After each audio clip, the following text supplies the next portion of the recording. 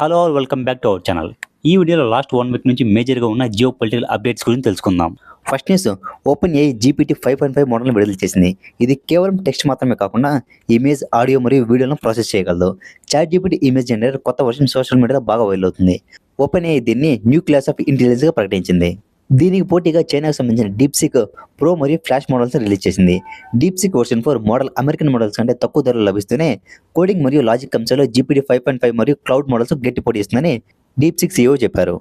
Next news, meta company humanoid robotics రంగంలోకి అడుగుపెట్టింది. ఒక రోబోటిక్ స్టార్టప్ను కొనుగోలు చేసింది. ఇది ఏఐతో కలిసి మనుషులాంటి రోబోట్స్ని డెవలప్ చేయడానికి సహాయపడుతుంది.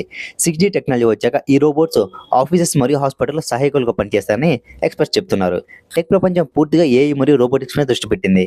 ఫ్యూచర్ అంతా అన్ని కంపెనీస్ రోబోటిక్స్ని డెవలప్ చేసేలా ఉన్నాయి. Next news, Tim Cook September నుంచి సీఈఓ పదవికి రాజీనామా చేస్తున్నారు. కొత్త సీఈఓగా జాన్ టెర్నెస్ని ప్రకటించారు. ప్రజెంట్ జాన్ టెర్నెస్ యాపిల్లో హార్డ్వేర్ ఇంజనీర్ హెడ్గా పనిచేస్తున్నారు. ఇది యాపిల్ చరిత్రలో ఒక ముఖ్యమైన మార్పు. టిమ్ కుక్ 2011 నుంచి కంపెనీ నడిపిస్తున్నారు. ఈ చేంజ్ ఐఫోన్ సేల్స్ సర్వీసెస్ బిజినెస్లో భవిష్యత్తులో ఎలా మారుతాయని చాలామంది చర్చిస్తున్నారు. షేర్ మార్కెట్ కూడా ఈ న్యూస్పై దృష్టి పెట్టింది. యాపిల్ ఇంకా ఎలాంటి ఇన్నోవేషన్స్ తీసుకురాబోతుందో చూడాలి. Next news, straight of hormones వల్ల గ్లోబల్ ఆయిల్ ధరలు పెరిగాయి. భారత్లో పెట్రోల్, డీజిల్ ధరలు ఎక్కువ అవుతున్నట్టు మార్కెట్ సూచిస్తుంది.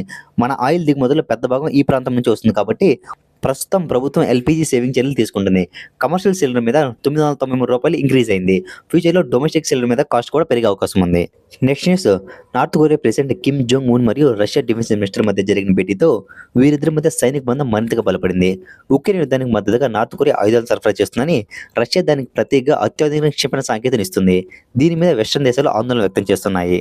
నెక్స్ట్ న్యూస్, ట్విట్టర్ నుండి బయటకు వచ్చిన తర్వాత సైలెంట్గా ఉన్న పరాగ్ అగర్వాల్ ఇప్పుడు కొంత కంపెనీని స్టార్ట్ చేశారు. అదే ప్యారలల్ వెబ్ సిస్టమ్స్. దీంతో ఆయన భారీ విజయాన్ని అందుకున్నారు.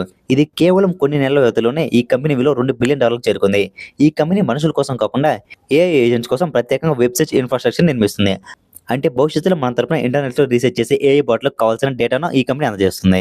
నెక్స్ట్ న్యూస్, రెండవ ప్రపంచ యుద్ధం తర్వాత అత్యంత సన్నిహిత మిత్ర దేశాలు ఉన్న అమెరికా మరియు జర్మనీ మధ్య ఇప్పుడు యుద్ధ వాతావరణం కనిపిస్తుంది.